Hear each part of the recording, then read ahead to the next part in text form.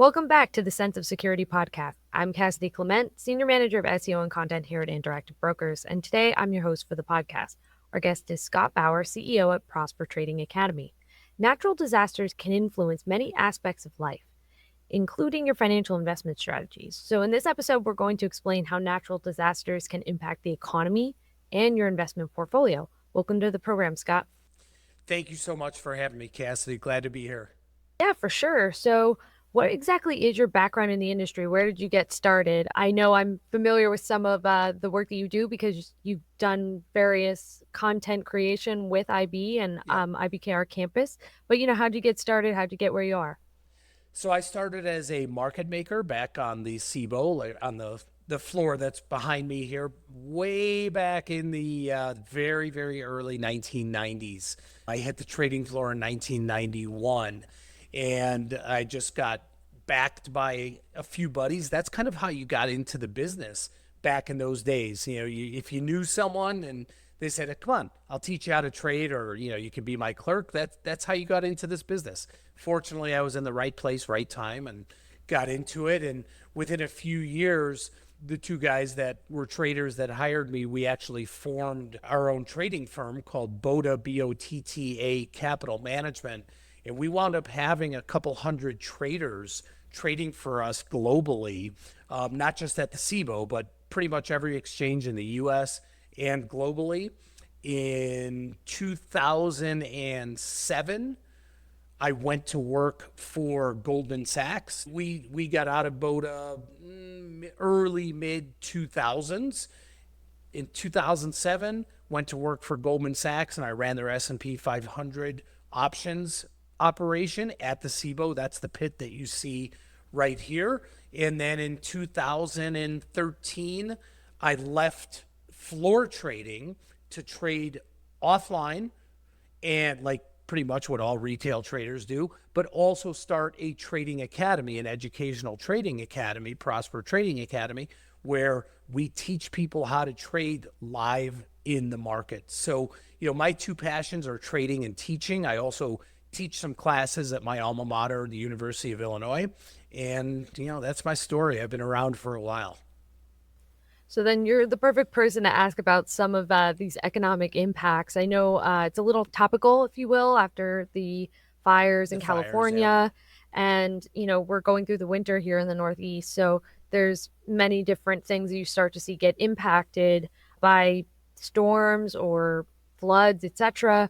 And it usually comes down to hitting most people in the wallet, of course. Yes. So when it comes to actual natural disasters having an impact on the economy, what really is constituted as a natural disaster that we would consider, I guess you could say, common and large enough to impact the greater economic trends and landscape? So typically, and I'm not going to include the recent California wildfires yet, because we just don't know what the impact is going to be, though it's probably going to be pretty huge. But overall, natural disasters typically don't have a major impact on US GDP. Now, the outlier, the exception to that was Hurricane Katrina. That was a massive, massive outlier. And that one did have a big, big effect. And I would think that once we probably get into the second or third quarter of this year, we're going to start seeing that effect from the wildfires, the recent wildfires on GDP right now. But typically, as horrific as these events are, from an economic standpoint, overall, they don't have a big impact. Now, hurricanes, they are the most costly weather-related disasters. I think there's a stat out there, and fact check it. I want to say, when I was doing some research on that, since 1980, I want to say there's been about $1.5 trillion worth of damage in the US due to hurricane. So that's like an average of 20 or 25 billion per storm. But again, unless there is, and it's difficult to talk about it because we don't want to talk about tragedy and, bad things that happen. But unless there's a big outlier like a Katrina, typically really is not a big hit to the economy. So even when we get into that element of what we can say had a big economic impact or just selective sector impacts, with all of your economic background, what would you say are the certain elements of the economy, or even if we have to go more narrow, like the stock market, that will usually see the most change or impact during the different stages of these natural disasters occurring? I think most people will initially think insurance, Yeah. but are there other elements like banks, utilities, etc.? Yeah, absolutely. So insurance for sure. I mean that one is a no-brainer. But then you do talk about banks because if you talk about the amount that people either A have to then go out and borrow to rebuild and get footing, or the flip side of that, in a worst case scenario where we've had such a loss of homes like in the wildfires right now, what happens to all of those mortgages? What happens to all of the finances? And we don't think about it, but what happens down the road? You've got a mortgage, let's say with Bank America or whomever, who's probably sold that off in a portfolio down the road. There is a very long process, and it's kind of this never ending range, if you will, of where the effects can really go. So the financial industry is a huge one. And I think there's a real big cloud because of, if you think of the banks that give out loans, whether it is a mortgage or after the effect of something here, they're packaging and selling those loans down the road. So we really don't know where that's going. And so that does bring in volatility very much to the marketplace, and obviously to the market, into individual stocks as well. Yeah, the thing that was curious about, especially with California as the most recent touch point, is that mortgage scenario. So, Mm-hmm. just out of curiosity, how would we see that rippled throughout the sector? Would it be banking sector start to see default issues? Like, how exactly does that reflect? Because Hurricane Katrina is another one that people can really, I guess you could say, think back to and remind themselves of how much news coverage it had, the large amounts of devastation. It seemed a little more tangible. Um, Nowadays, we're in a 24-hour news every single second type of Yep. thing. So, how exactly would you see that reflected in one of those sectors? Like, if something were to happen. Yes, so defaults would be to me the most concerning. And I'm not sure that, the banks or the government have really set out yet what happens to people that have completely lost their property. And again, it's very difficult to talk about this because we don't, we don't want to make something out of someone else's, downfall, right? But it is reality. So that is the difficult part of this. We don't really know the people that have these mortgages. Do they have to still pay them? Are they liable? Is the insurance company going to cover that? So you are going to see defaults. There's no question about that. And what does that do then to the lending arena? What does that do to the financial sector overall? It's going to make things more difficult. We're already in a difficult situation here with interest rates, right? I mean, I know everybody wishes for one reason or another that we had 30-year mortgages back at 3.5%, 4% like they were a few years ago. Maybe not for the reason why we had that, but we all know how difficult the housing market is, between house prices being at all-time highs, mortgage rates not being so friendly right now, and that's just going to get worse. And then for the people all across the country, but especially if you just isolate LA where the wildfires were, what does that do to the rental market? Well, that comes down to just the basics of supply and demand, right? Economics, the economy works on supply and demand. Well, now all of a sudden, a greater shock to the system is hit, and now there's a massive, massive demand for the rental market here with not a lot of supply. So it's really this unfortunate, vicious cycle right now, and I think it's going to be really tough to come out of it in the near term. You had mentioned the rental property market, which I think is really interesting. That kind of leads me into my next question, which is that's something to kind of think of in almost a cause and effect, pretty straightforward idea of how maybe displaced people now have to look towards something to rent to now stay in the area that they wanted to stay in, whether it's for work, family, etc. And that then causes some supply and demand shifts, Yep. thus impacting the price. But are there certain examples of natural disasters and their economic impact that you can give? Maybe that paints it in a different light in the sense of maybe impacts in other ways. I initially think of when I was in my teen years and Hurricane Sandy occurred. The way that I saw that economic impact was it hurt. I grew up going to the Jersey Shore, and that completely changed the landscape of that area, the Yep. economics of that area, places to stay, eat, have fun, and all the roads and bridges that you drove on to get there. So the It's economic impacts went yep. from workers to utilities to, recreational everything. So what are some examples that you can give that it maybe would help you know allow our listeners to have a little bit of an understanding of, hey, it's not just like a wildfire or a flood here and there. There's actually items that events that have happened that impact items you may not think of. Absolutely. And I'll talk about one that's probably not on anyone's radar, but I'm going to bring up a specific one that affected me. And it in no way, shape, or form is it comparable to Sandy or Katrina or to the wildfires.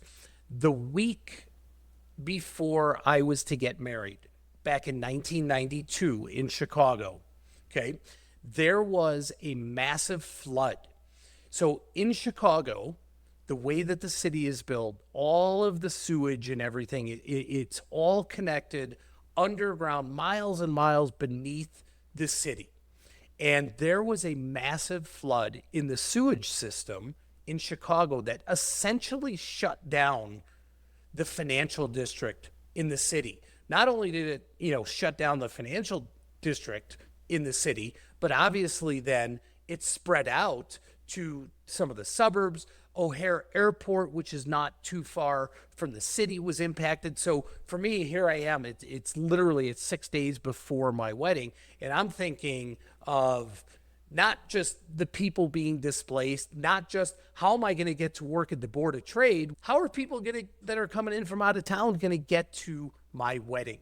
So the economic impact of something from is, and I'm not going to say it's small, but as small as that compared to some of the big disasters is absolutely major. And then what happens, if you think of it, what happens to consumers' spending patterns when something hits? Right? Well, they have to go out and you first look at some of the retailers, like Home Improvement, Home Depot, Lowe's, stores like that. Those are the companies that you believe are going to probably get a really big pop from any sort of disaster, again, whether it be from a hurricane, a fire, or a flood like this. And that's exactly what happened to the people in Chicago. They all had to go run out. They had to get generators. They had to get some pumps. They had to make sure that their foundations weren't cracking.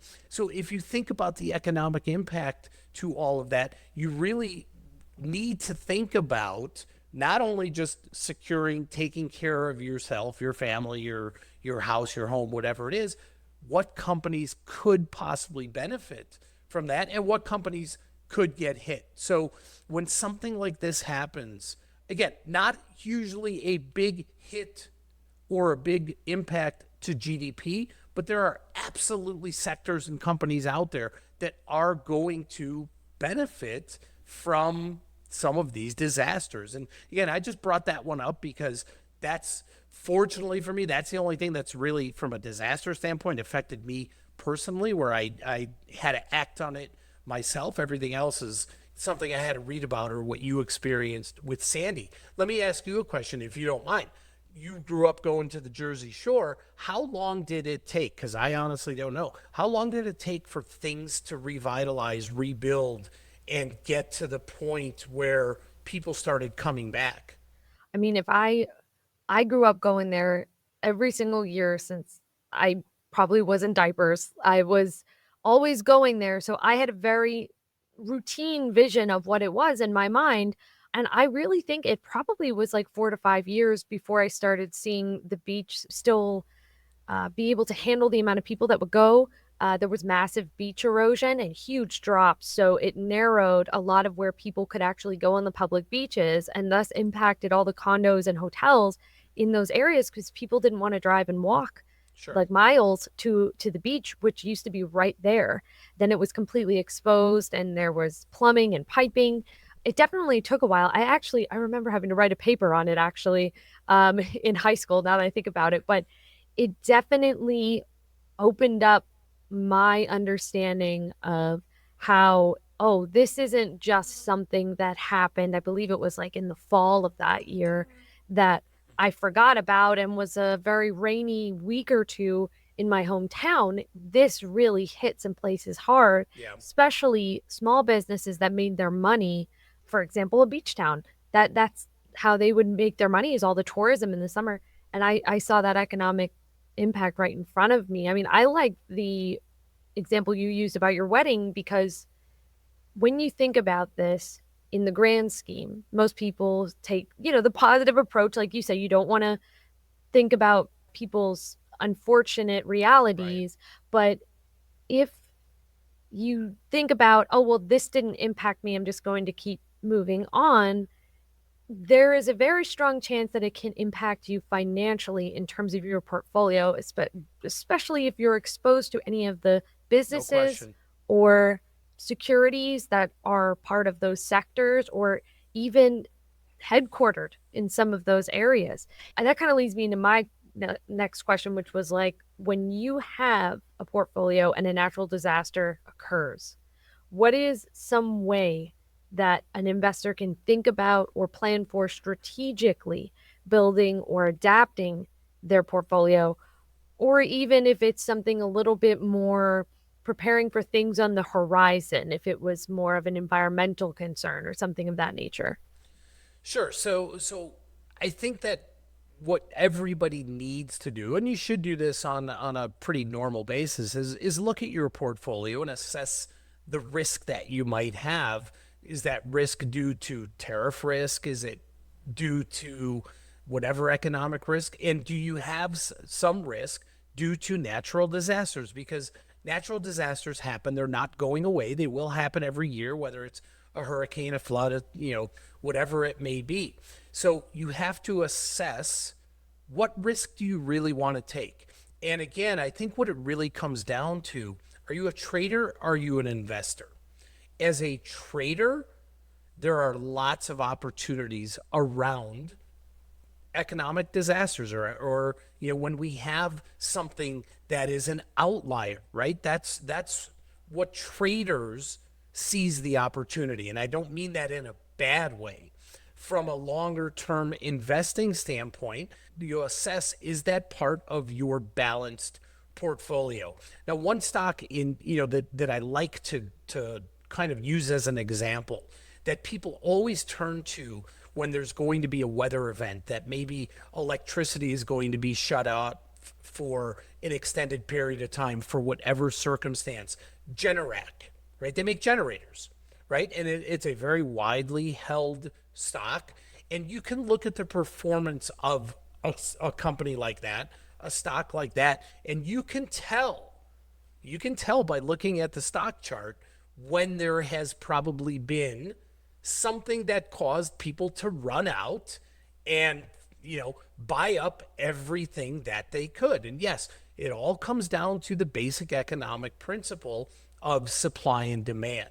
So as a trader, that mindset, I look for opportunities like that. But for my longer term goal, stuff that's put away and, for retirement, I just always want to make sure that I have a balanced portfolio, and I'm not going to worry as much if one stock or something that I'm holding happens to get hit in the short run due to a disaster. Because again, that mindset is 10, 15, 20 years as opposed to maybe 10 days, 20 days. And it's a big difference. And, the people, my clients, my team, my students that I work with on a daily basis, I know that it is very, very difficult to separate trading from investing.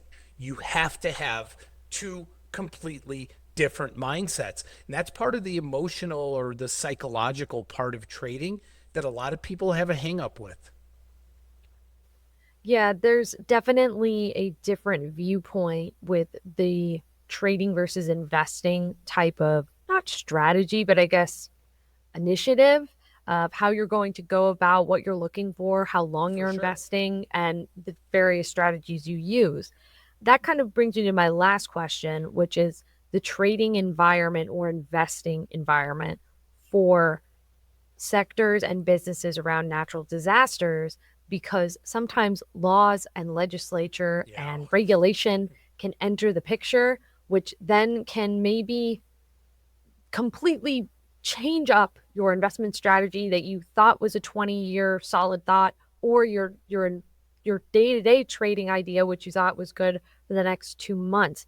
So from your perspective, are there certain things that people should keep in mind when it comes to, at least in the past several years, all of the regulation and legislation change, or is it more like slow and steady and there's relative predictability? I think it's more slow and steady. And if you try and break things down into every micro piece, and if you're trying to, let's say, outsmart the system because there may be a piece of legislation out there that could hinder or help something, I don't think you're going to be successful as a trader. I do think you have to look at longer term trends. You have to look at longer term technicals. I know me personally, and I've been doing this for 35 years now. Do I, like to trade on stocks that get affected when something happens? Yes. Will I put a trade on ahead of time? So if there's a report out there, that the Gulf of Mexico is an impending storm is coming and it could affect some of the oil refineries or wherever it might be. Maybe there's a tsunami warning. I am not going to take a position based on something that might happen. I will look after the fact, say, okay, let's assess what happened to these individual companies, and then I'm going to assess both from a technical standpoint and a fundamental standpoint. Okay, how do I want to approach that? So I'm not worried so much about the government political end of things. I really, when it comes down to trading, I'm doing what I do best, and that's reading the charts, reading the paper flow, looking at fundamentals, looking at trends. And that's how I find the opportunities. And I'm not so worried about, some of the static or some of the noise out there. And this is off topic a little bit, but it's really the same thing when an announcement comes back that the FDA is investigating a company or the EU is now investigating Google for X, Y, and Z. And we see this happening all the time. Those are opportunities. Those are not things we should be worried about. Those are not things you can anticipate, but those are things that you can react to and really look for those opportunities. And I think that's a good way to approach it. So you're saying within this realm of natural disasters, sometimes the strategies have to be a little more reactive than proactive because there's Yes. no dedicated place that you could just go onto on your computer saying 100% guarantee tomorrow we're going to have this problem for this amount of Yes. days. That is So, my experience. I have seen so many people say, okay, this is going to happen in a week, and this is how I'm going to position myself, only to find out, you know, that it didn't work out or the weather pattern changed or whatever it might be. I think that's a really tough game. That's where you get more into rolling the dice. And as a trader, I don't roll the dice. I put the odds and the probabilities in my favor of things that I know, volatility trends, charts, and I don't want to bring in something that has just such a wild card to it. So again, maybe that works for some people. For me, slow and steady is the route to go. yeah, that seems to be the various way, like you said originally, of the day-to-day trader versus the long-term investor. Things are going Yeah. to vary for each person, but there's also different strategies you can take depending on how your exposure is. But thank you for joining us today, Scott. You brought up some great points. I really appreciate your time. Thank you so much for having me. Yeah, of course. So as always, listeners can learn more about an array of financial topics for free at interactivebrokers.com/campus.